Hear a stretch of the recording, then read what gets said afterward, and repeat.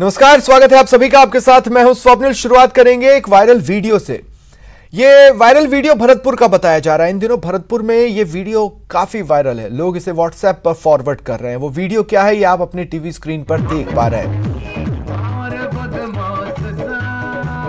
Dance करती महिलाएं, मस्ती में झूमती महिलाएं और उसमें से एक महिला के हाथ में रिवॉल्वर। एक महिला पिस्तौल लेकर शादी समारोह में डांस कर रही है। महिला का पिस्टल लहराते हुए डांस करने का ये वीडियो खूब वायरल है। ये वीडियो भरतपुर के एक गांव में शादी समारोह का बताया जा रहा है। शादी में एक महिला आई थी और डांस पार्टी के दौरान महिला ने पिस्तौल लेकर वो जमकर थिरकी।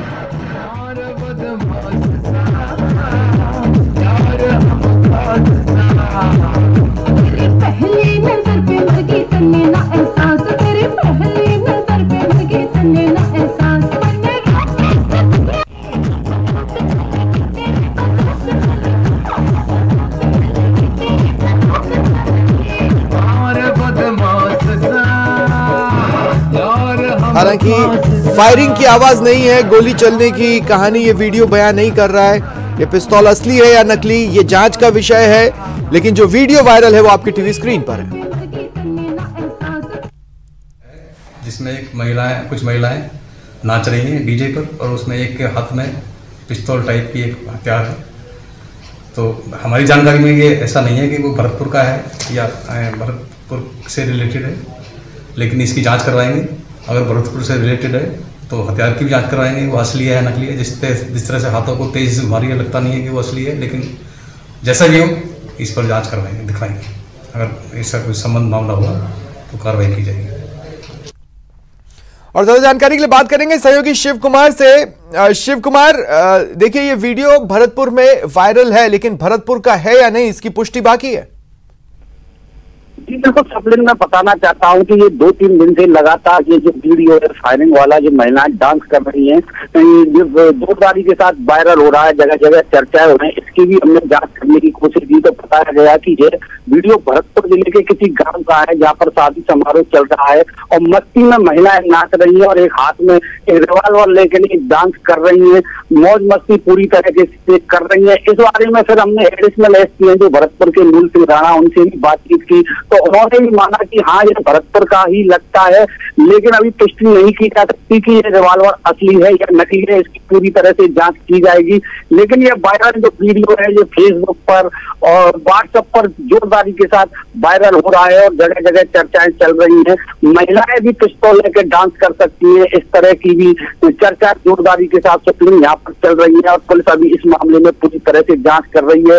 ये महिलाओं के जो ठुमके लगाने के जो वीडियो वायरल हो रही है, इससे लोग भी जो वीडियो को सुनकर हंस ठाके ले रहे हैं। जी बिल्कुल। और देखिए भरतपुर में एक बड़ा तबका आपको ऐसा मिलेगा जो या तो यूपी के कल्चर से इस साइड आकर बसा है, थोड़ी बहुत कल्चर में सिमिलैरिटी मिलेगी। ऐसे में हर्ष फायरिंग कोई नई बात नहीं हो सकती थी, लेकिन खुशी की बात यह है कि वहां गोलियां नहीं चली और ये हर्ष फायरिंग की खबर नहीं है। जी बिल्कुल स्वप्निल, ये हर्ष फायरिंग की अभी कोई खबर नहीं है। हालांकि भरतपुर में पहले भी कई बार हर्ष फायरिंग हुई है और उसमें हादसे भी हुए हैं, कई लोगों की मौत भी हो चुकी है। लेकिन जो ये वीडियो वायरल हो रहा है इसमें फायरिंग की आवाज नहीं आ रही है। ये भी पता नहीं चल पा रहा है कि वास्तव में ये असली रिवॉल्वर है या नकली रिवॉल्वर है। ये जांच का विषय है और पुलिस जांच करेगी। लेकिन इस तरह की जो वीडियो वायरल होते हैं वो सवालिया निशान जरूर लगाते हैं। हालांकि सोशल मीडिया पर फायरिंग करना या रिवॉल्वर का प्रदर्शन करना या पिस्तौल का प्रदर्शन करना यह गलत है। इस बार में पुलिस पूरी तरह से जांच में कर रही है। हालांकि अब तक जो भी वीडियो वायरल होते आ रहे हैं वो पुरुषों के हाथ में ही बंदूक या पिस्तौल देखी जाइए, है, लेकिन पहली बार महिलाएं मस्ती में रिवॉल्वर लेकर जो डांस कर रही है ये अलग ही एक सामने आया है। जी शुक्रिया। इस जैसा कि भरतपुर के किसी एक गांव का बताया जा रहा है, ये वीडियो लगभग कितनी देर का है और क्या इसमें ऐसे कोई संकेत मिल रहे हैं या ऐसी कोई बारीकी से पड़ताल करने पर चीज नजर आ रही है जो ये स्थापित कर रही है कि वो कौन सा गांव हो सकता है? माना तो यही गया है कि ये भरतपुर जिले का है, लेकिन अभी पूरी तरह से पुष्टि भी नहीं हो पाई है कि किस गांव का है। इस वीडियो के आधार पर जांच कर रही है कि ये वीडियो कहाँ का हो सकता है, और जांच के बाद ही पता चल पाएगा कि किस गांव में शादी थी। शादियों की जांच की जा रही है कि किस गांव में शादी थी और इस तरह का कल्चर किस गांव में है, उसी कल्चर के आधार पर पुलिस जांच कर रही है। जी शुक्रिया। चलिए शुक्रिया तमाम जानकारी के लिए। आप नजर बनाए रखें।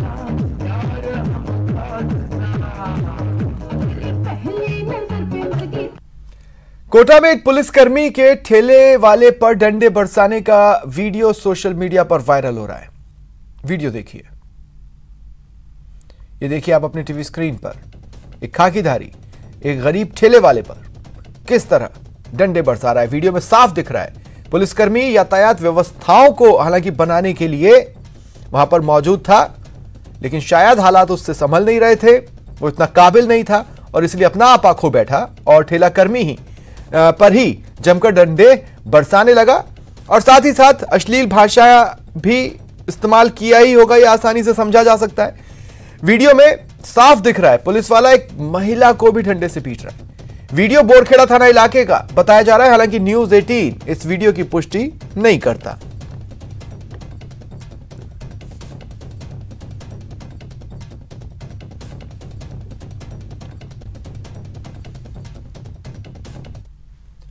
और खबर हनुमानगढ़ से है। यहां रफ्तार का कहर दिखा, ट्रक और ट्रैक्टर में टक्कर हो गई।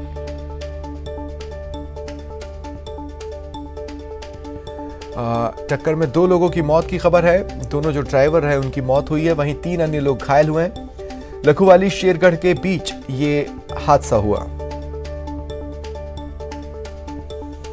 तो रफ्तार के कहर की ये खबर, ट्रक और ट्रैक्टर में टक्कर हो गई। ट्रक चला रहे ड्राइवर और ट्रैक्टर चला रहे ड्राइवर दोनों की मौत की खबर है, वहीं 3 अन्य लोग घायल हुए हैं। और ज्यादा जानकारी के लिए बात करते हैं सहयोगी राजू रामगढ़िया से। राजू, पिछले बुलेटिन के अंत में हम बात कर रहे थे मौसम को लेकर, तो श्रीगंगानगर और हनुमानगढ़ के आसपास मौसम डल है, कोहरे की स्थिति भी रही है, तो रफ्तार और कोहरा इसकी वजह है या सिर्फ रफ्तार? जी बिल्कुल, जो पिछले 3-4 दिन से जैसे कोहरे का मौसम बन रहा है, रात को हल्की बरसात भी हुई है, तो निश्चित रूप से जो सड़क दुर्घटनाओं में वृद्धि हो रही है इन 4-5 दिनों में, इसमें कहीं ना कहीं कोहरे का असर बिल्कुल है, क्योंकि कोहरे का विजुअलिटी 0 रहती है और सड़कें जो कि बढ़िया बन चुकी हैं, वाहन रफ्तार से चलते हैं तो दुर्घटनाएं हो रही हैं। कल रात्रि को भी जो है 4 लोगों की मौत जिले में हुई थी, इसमें से ट्रैक्टर ट्रॉली की टक्कर में 2 की मौत हुई थी और इसके अलावा 2 बाइक चालक जो है वो भी ट्रक के नीचे अवसर में दुर्घटना हुई थी और वो ट्रक से कुचले गए थे। कुल 4 की मौत हुई थी। इसके अलावा रात्रि को 2 कारों की टक्कर में 2 गंभीर घायल भी हुए थे। और आज चूंकि अभी भी कोहरा है और वाहन जो है बड़ी सावधानी से चलाए जा रहे हैं, सड़कों पर आवाजाही कम है और सभी को ये कहा भी जा रहा है पुलिस प्रशासन के द्वारा कि आप फोग लाइटें लगाकर बड़े आराम से धीरे से वाहन चलाएं, मगर निश्चित रूप से जब जब कोहरा आता है सड़क दुर्घटनाएं बढ़ती हैं और रफ्तार और कोहरा दोनों ही जिम्मेदार हैं। जी, ये जो ड्राइवर्स हैं अमूमन इनके लाइसेंस और गाड़ी के कागज भले इनकी गाड़ी इनकी खुद की ना हो, लेकिन लाइसेंस वगैरह इनके पास रहते हैं, तो इसका मतलब यह है कि इनकी शिनाख्ती तो हो गई होगी। जी बिल्कुल, जो रात्रि को जो 2 ट्रक और ट्रैक्टर की टक्कर जो हुई थी उसमें जो एक ट्रैक्टर चालक है जैला सिंह और ट्रक चालक है विनोद, उन दोनों की पहचान हो गई थी। इसके अलावा जो ट्रक और जो 2 बाइक की एक्सीडेंट में 2 बाइक सवार की मौत हुई थी उनकी भी पहचान हो गई थी, भूपेंद्र सिंह और भागीरथ, जो कि रिश्ते में चाचा भतीजा लगते थे। पहचान हो चुकी है, चूंकि पास में डॉक्यूमेंट होते हैं, आजकल ड्राइविंग लाइसेंस है, आधार कार्ड है, पहचान तो हो जाती है। मगर यह बड़ा कारण है कि जब जब कोहरा आता है तो सड़क दुर्घटनाएं रफ्तार के कारण बढ़ती जा रही है। शुक्रिया राजू तमाम जानकारी के लिए। और अगली खबर भी सड़क हादसे से जुड़ी हुई है। यह खबर मिल रही है चित्तौड़गढ़ से। यहां एक कंटेनर ने कार को टक्कर मार दी। हादसे में 2 लोगों की मौत की खबर है। गंगरार चौराहे पर यह दुर्घटना सामने आई। बताया जा रहा है कि ये लोग शादी समारोह से लौट रहे थे। एमपी से पाली जाते समय हादसे का शिकार हो गए। दूल्हा दुल्हन समेत 3 लोग घायल हुए हैं। घायलों को जिला चिकित्सालय लाया गया है। और ज्यादा जानकारी के लिए बात करते हैं सहयोगी पीयूष मुंदड़ा से। पीयूष, क्या अपडेट्स है और हादसे की वजह क्या रही? चित्तौड़गढ़ जिले का गंगरार चौराहा है, जहां पर आज सुबह कोहरे के कारण और एक स्पीड ब्रेकर के कारण यह हादसा हुआ, जिसमें कंटेनर के पीछे बोलेरो जो है वो तेज गति से थी और वो उसके पीछे घुस गई, जिसके अंदर बोलेरो में सवार जो लोग थे उसमें से के मौके पर ही मौत हो गई, जबकि दूल्हा दुल्हन सहित 8 लोग गंभीर रूप से घायल हो गए थे, जिनमें से 3 गंभीर घायलों को जिला चिकित्सालय के लिए रेफर किया गया है, जिनका उपचार जारी है। स्वप्निल, मैं ये तस्वीरें जो देख रहा हूँ आसानी से दिख पा रहे कि जो ट्रक है या कंटेनर जो है उसमें ये कार आकर घुस गई है। तो मैं आपसे पूछना ये चाह रहा हूं कि क्या ये कंटेनर खड़ा हुआ था और कार पीछे से आ रही थी? स्वप्निल, ये जो कंटेनर है वो आगे चल रहा था, चौराहे के निकट एक ब्रेकर आया, उस दौरान उसने स्पीड तेज जो थी उसकी कंटेनर की उसने स्पीड जो थी वो तेज कम करी। बोलेरो पीछे से जो आ रही थी उसे दिखा नहीं कंटेनर कोहरे के कारण, और तेज गति से आने के कारण वो बोलेरो पीछे से घुस गई। ये जो लोग हैं ये जोधपुर के पाली जो है, पाली के आसपास के लोग हैं, चेतारण गाँव के हैं, जो सारे शादी समारोह से मध्य प्रदेश के रतलाम से लौट रहे थे। उस दौरान ये हादसा घटित हुआ, जिसमें 2 लोगों ने मौके पर ही दम तोड़ दिया है और हादसे में जो घायल है उनका जिला शुक्रिया पीयूष तमाम बातचीत के लिए। और श्रीगंगानगर से बड़ी खबर है, यहां नाबालिग से गैंगरेप का मामला सामने आया है। पुलिस ने 3 आरोपियों को गिरफ्तार किया है। पीड़ित ने थाने में मामला दर्ज कराया था। जानकारी मिल रही है कि 9 दिसंबर को नाबालिग से रेप की वारदात को अंजाम दिया गया। परिवार वालों की ओर से, नाबालिग की ओर से मामला दर्ज करवाया गया, जिसके बाद पुलिस ने 3 आरोपियों को गिरफ्तार कर लिया है। तीनों आरोपी मोहम्मद रफी, मेवा सिंह और इंद्रजीत सिंह गिरफ्तार हो चुके हैं। ज्यादा जानकारी के लिए बात करते हैं सहयोगी अशोक शर्मा से। अशोक, क्या जानकारी है? स्वप्निल जी, वाकई ये बहुत बड़ी खबर है। बड़ी खबर 2 महीनों में है। एक तरफ किस तरह से नाबालिग बच्ची के साथ में गैंगरेप की वारदात को अंजाम दिया गया, वो भी शाम के वक्त, मुश्किल से 7 बजे का वक्त था। जिला मुख्यालय से लगते हुए एरिया के अंदर किस तरह से तीनों बदमाशों ने नाबालिग बच्ची जो कि स्कूटी पर अपने परिचित के साथ वहां से गुजर रही थी, उनको रोका है, उनको डराया है, धमकाया है और पास ही के खेत में ले जाकर तीनों ने बारी बारी से उस बच्ची के साथ दुष्कर्म की वारदात को अंजाम दिया। इतना ही नहीं स्वप्निल जी, उन्होंने नाबालिग बच्ची को और उसके साथ में जो उसका परिचित था उसको धमकाया कि आपने यदि इस बारे में किसी को जानकारी दी तो आपको जान से मार दिया जाएगा, और डिजिटल पेमेंट के जरिए उनसे 5000 रुपए भी ऐंठ लिए। ये 9 दिसंबर की शाम की घटना है, जिला मुख्यालय से लगते हुए पदमपुर बाईपास पर। और कल शाम को जब पीड़िता ने अपने पिता के साथ महिला थाने में मामला दर्ज कराया तो पुलिस ने इस मामले की संवेदनशीलता को देखते हुए और बड़ी तत्परता दिखाते हुए तीनों आरोपियों को नामजद करते हुए कल रात को ही गिरफ्तार कर लिया। तीनों आरोपी गिरफ्तार हो चुके हैं और पुलिस इनसे फिलहाल पूछताछ में जुटी हुई है। जी स्वप्निल जी, माफी जी का शुक्रिया तमाम जानकारी के लिए।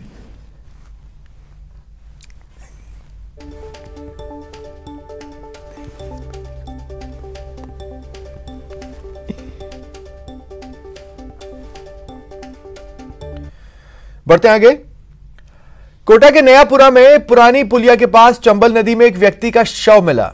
शव को देर रात कड़ी मशक्कत के बाद गोताखोरों ने रेस्क्यू कर बाहर निकाला। मृतक की पहचान खेड़ली फाटक निवासी रामकिशन लोधा के रूप में हुई है। पुलिस ने शव को एमबीएस की मोर्चरी में रखवाया है और जांच पड़ताल में जुट गई है। सूचना मिली कि ये पुरानी पुलिया जो है इसके पास में कोई आदमी नदी में गिर गया है। जैसे ही सूचना मिली हमारी पूरी गोताखोर टीम और हम मौके पे आए। मौके पे आके देखा तो यहाँ गड्ढे में आदमी गिरा हुआ था जो लगभग 15 से 16 फीट गहरा था।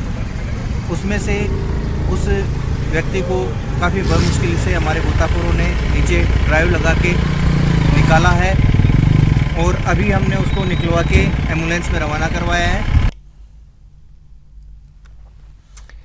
अभी तक आपने आईएसआई मार्क के हेलमेट, स्टील पाइप, दूसरे उत्पादों के बारे में सुना, देखा होगा, लेकिन अब आपको कंस्ट्रक्शन में काम आने वाली एम सैंड यानी डस्ट और रोड़ी भी आईएसआई मार्क की मिलेगी। भारतीय मानक ब्यूरो की जयपुर शाखा ने इसे लेकर देश का पहला लाइसेंस जारी कर दिया है। बजरी की टेंशन अब और नहीं, मिल गया सस्ता और मजबूत विकल्प। डस्ट और रोड़ी को आईएसआई मार्क का, एम सैंड के लिए लाइसेंस जारी। जी हां, एम सैंड यानी कंस्ट्रक्शन में बजरी का विकल्प, सस्ता और मजबूत। और अब तो एमसैंड और रोड़ी को ISI मार्का मिलेगी। भारतीय मानक ब्यूरो जयपुर शाखा ने इसे लेकर देश का पहला लाइसेंस जारी किया है। भारतीय मानक ब्यूरो जयपुर शाखा ने देश भर में पहला लाइसेंस जारी किया है श्री कृष्णा ग्रिड को। ये कोर्स एग्रीगेट और एमसैंड के लिए है, जो कि IS 383 2016 के हिसाब से इसकी टेस्टिंग की गई है इंडिपेंडेंट लैब में, और टेस्टिंग के बाद सब गुणवत्ताओं में इसको परखा गया है, और जब इसका रिपोर्ट पास आई है उसके बाद ही लाइसेंस दिया गया है। एमसैंड का पहला लाइसेंस प्राप्त करने वाली श्री कृष्ण ग्रिड कंपनी का कहना है कि बजरी पर रोक लगने के बाद डस्ट का प्रचलन बढ़ा है और अब लाइसेंस मिलने से लोगों का भरोसा भी एमसैंड पर बढ़ेगा। है जितनी भी इंफ्रा प्रोजेक्ट्स हैं, रोडवेज हैं, बिल्डिंग्स हैं, एयरपोर्ट्स हैं, इन सब में ये काम आता है। जितना भी इंफ्रा प्रोजेक्ट बनेगा, जो भी कंस्ट्रक्शन होगी, इन सब में ये काम आएगा। हाँ, ये बजरी का सब्स्टिट्यूट है 100% रिवर्सेंट का, जिसको हमने कोटपुतली में पहला प्लांट लगाया है जापानीज टेक्नोलॉजी से, कैम्पको से, और ये पेटेंटेड टेक्नोलॉजी है जिसको हम यूज़ कर रहे हैं। इसमें सीमेंट की सेविंग, क्वालिटी और जितने भी रनवेज, हाईवेज, इन सब के अंदर ये काम है। एमसैंड को देश का पहला लाइसेंस मिलने के बाद अब उम्मीद है कि अब इस सेक्टर की दूसरी कंपनियां भी लाइसेंस लेने के लिए आगे आएंगी, जिससे कंपनियों में प्रतिस्पर्धा बढ़ेगी और इसका फायदा आम लोगों को मिलेगा। जयपुर से न्यूज़ 18 के लिए सचिन कुमार शर्मा की रिपोर्ट। और फिक्की की AGM चल रही है, जिसको प्रधानमंत्री मोदी संबोधित कर रहे हैं। हौसला बढ़ाने वाले हैं। संकट के समय देश ने जो सीखा है, उसने भविष्य के संकल्पों को और दृढ़ किया है, और निश्चित तौर पर इसका बहुत बड़ा श्रेय भारत के एंटरप्रेन्योर्स को जाता है, भारत की युवा पीढ़ी को जाता है, भारत के किसानों को जाता है, आप सभी उद्यमियों को, सभी देशवासियों को जाता है।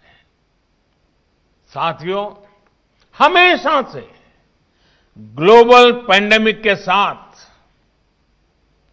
एक इतिहास, एक सबक जुड़ा रहा है।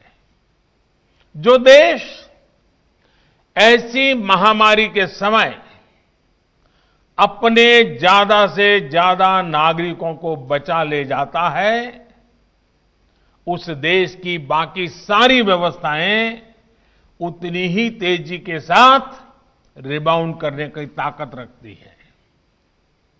इस महामारी के समय भारत ने अपने नागरिकों के जीवन को सर्वोच्च प्राथमिकता दी, ज्यादा से ज्यादा लोगों का जीवन बचाया, और आज इसका नतीजा देश भी देख रहा है, दुनिया भी देख रही है। भारत ने जिस तरह बीते कुछ महीनों में एकजुट होकर काम किया है, नीतियां बनाई हैं, निर्णय लिए हैं, स्थितियों को संभाला है, उसने पूरी दुनिया को चकित करके रख दिया है। बीते 6 वर्षों में दुनिया का जो विश्वास भारत पर बना था, वो बीते महीनों में और मजबूत हुआ है। FDI हो या FPI, विदेशी निवेशकों ने रिकॉर्ड इन्वेस्टमेंट भारत में किया है और निरंतर कर रहे हैं। साथियों, आज देश का प्रत्येक नागरिक आत्मनिर्भर भारत अभियान को सफल बनाने के लिए प्रतिबद्ध है। लोकल के लिए वोकल होकर काम कर रहा है। ये एक जीवंत उदाहरण है कि देश को अपने प्राइवेट सेक्टर के सामर्थ्य पर कितना विश्वास है। भारत का प्राइवेट सेक्टर न सिर्फ हमारी डोमेस्टिक नीड्स को पूरा कर सकता है, लेकिन ग्लोबली भी अपनी पहचान उसको और मजबूती से स्थापित कर सकता है। साथियों, आत्मनिर्भर भारत अभियान भारत में क्वालिटी प्रोडक्ट्स बनाने और भारतीय इंडस्ट्री को और ज्यादा कॉम्पिटिटिव बनाने का भी माध्यम है। और 2014 में पहली बार जब लाल किले से मुझे बोलने का मौका मिला था, तब मैंने एक बात कही थी कि हमारा लक्ष्य रहना चाहिए जीरो डिफेक्ट, जीरो इफेक्ट।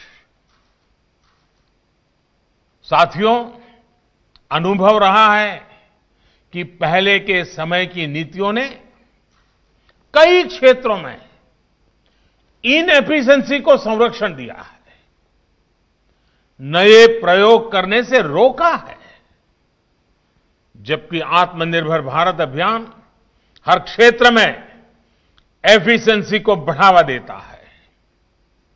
ऐसे सेक्टर्स जिसमें भारत के पास लॉन्ग टर्म कॉम्पिटिटिव एडवांटेज है, उनमें सनराइज और टेक्नोलॉजी बेस्ड इंडस्ट्रीज को नई ऊर्जा देने पर ज्यादा बल दिया जा रहा है। हम चाहते हैं। रुकते हैं ब्रेक के लिए। ब्रेक के बाद स्वागत है आप सभी का। आरएलपी आज किसान महापंचायत करने वाली है। किसान आंदोलन के समर्थन में यह महापंचायत बुलाई गई है। कोटपुतली में ये महापंचायत, ये सभा होगी। पार्टी संयोजक सांसद हनुमान बेनीवाल इसे संबोधित करेंगे। पार्टी के विधायक और अन्य पदाधिकारी भी संबोधित करेंगे। किसानों से चर्चा के बाद दिल्ली कूच पर निर्णय होगा। साथ ही केंद्र सरकार से तत्काल कृषि बिल वापस लेने की मांग उठाई जाएगी। और एनडीए में चूंकि राष्ट्रीय लोकतांत्रिक पार्टी शामिल है, ऐसे में गठबंधन से अलग होने का भी फैसला हो सकता है।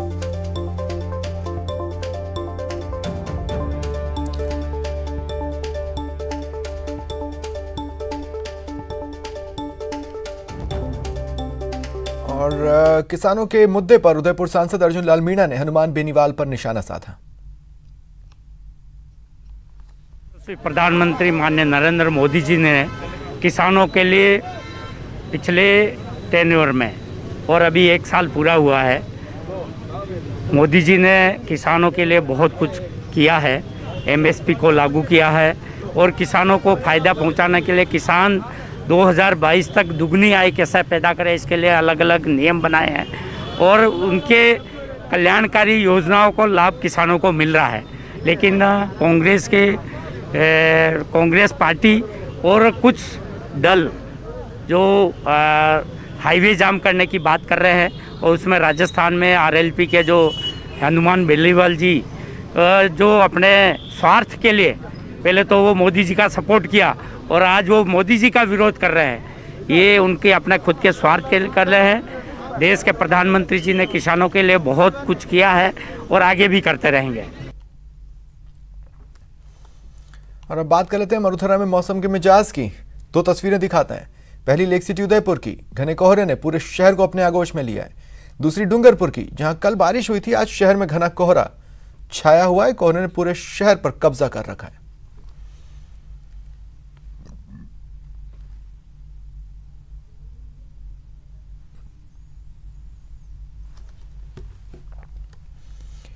फिलहाल इतना ही। नमस्कार।